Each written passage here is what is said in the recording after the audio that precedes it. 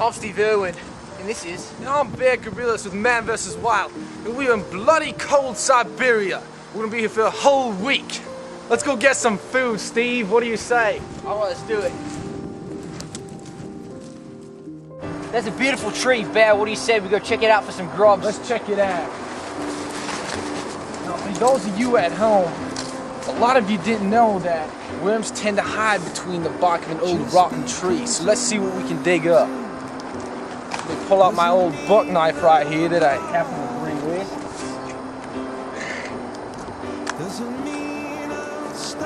Now look at that. That's an excellent find. Now, those red ones right there, those tend to be a little bit sweeter than these green ones. These green ones a little bit juicier. Well, let's just see what they taste like. Now, that's some good protein. That's pretty good. Not quite the nutrition we're looking for. Protein will sustain us for a while, but we're looking for the carbohydrates and the sugars. This is the second troph level. The first troph level will provide us with the essential carbohydrates and sugars. Put that extra little fatty tissue on you for this next week out in this cold weather.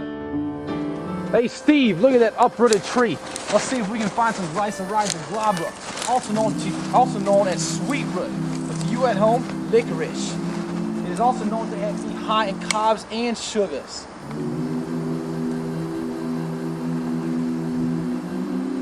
Alright everybody at home, now if you look at this, it's black in color. Traditionally it's been used by cutting off a section of the root. You soak this root or you can chew on it like you would anything like sugar cane or whatever the case may be. It's very sweet, it has a very distinct flavor. That's tasty. This is exactly what we're looking for. First troph level, high in carbohydrates and sugars. Let's move on and see if we can't find something else. Hey Bear, come check this tree out. For everybody at home, the Prunus agmigdalis tree. It's an almond tree. Now almonds are traditionally found in India. But we found some here on this tree. Let me pick some off quick. These almonds are usually found with exocarp on the outside. Then underneath that, there's an endocarp. It's the seedy white part you usually see.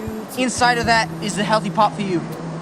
It's high in unsaturated fats and proteins, as well as carbohydrates. An excellent find in a wilderness like this. It's very tasty. Wow, look at here. Steve, must be a GMO plant. We found apples, which are very essential for our week spent in the frozen Siberia.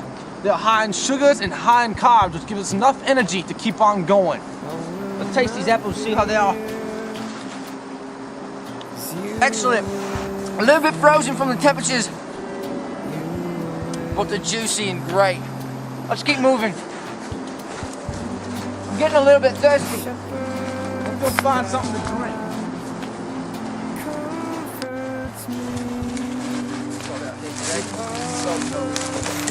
These frozen temperatures are ridiculous.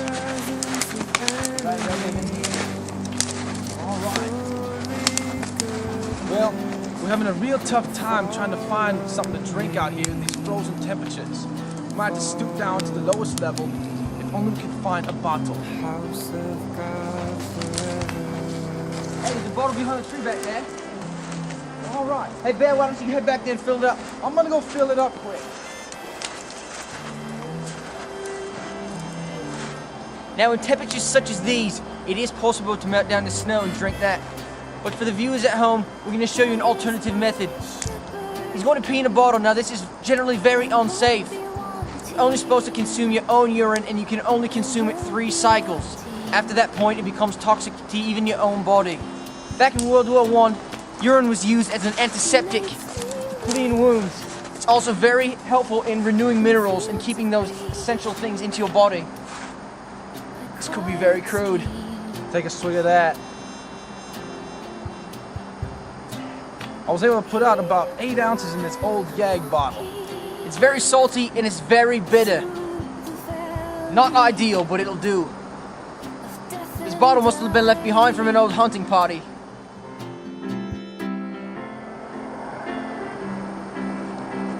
Now we're coming to the end of our trip. We're gonna start making our way towards a road or some form of civilization to get our way out of here. We stumbled across this flaxseed tree. If you grab at the base and you begin to lift upwards, you'll be able to pull off seeds. These seeds are very good and nutritious. All you need to know are the three things. The CFP, carbs, fats, and proteins. Let's take a try, Steve. Knows you like I do.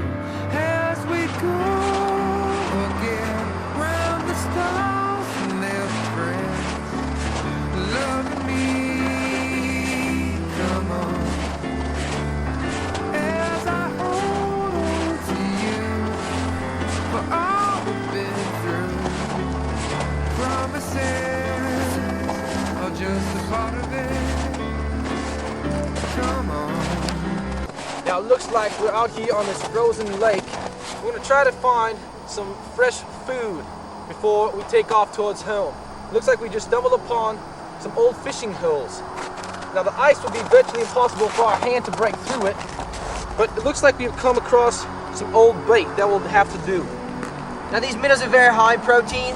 They will provide a little bit of nutrients, but we've got to get home safely soon, or we will run out of energy and we may die in these temperatures.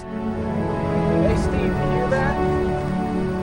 It's a road, and it must lead to home. Until next time, I'm Steve Irwin. And I'm Bear Gorillas. Thank you for joining us on Man vs. Wild.